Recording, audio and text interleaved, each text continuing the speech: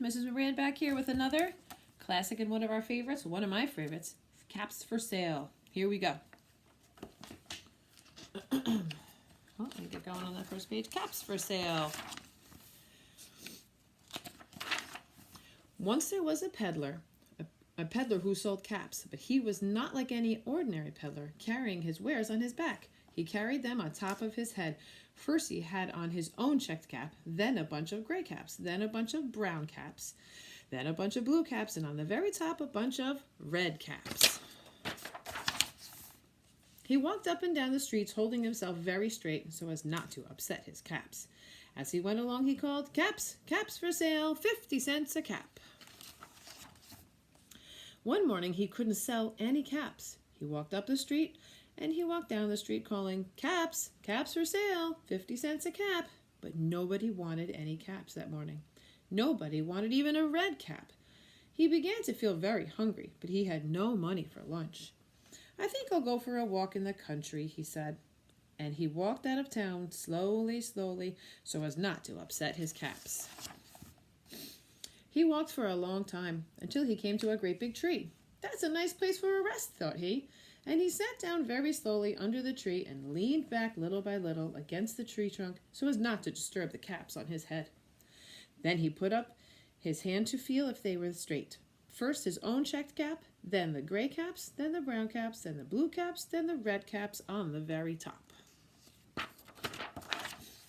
They were all there, so he went to sleep. He slept for a long time.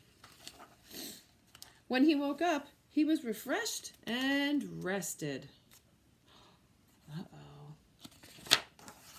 But before standing up, he felt with his hand to make sure his caps were in the right place. All he felt was his own checked cap. He looked to the right of him, no caps. He looked to the left of him, no caps. He looked up and he looked in back of him, no caps. He looked behind the tree, no caps. Then he looked up into the tree, and what do you think he saw? On every branch sat a monkey. On every monkey was a gray or a brown or a blue or a red cap. The peddler looked at the monkeys. The monkeys looked at the peddler. He didn't know what to do. Finally, he spoke to them. "You monkeys, you," he said, shaking a finger at them. "You give me back my caps." But the monkeys only shook their fingers back at him and said, "Tss, tss, tss, tss."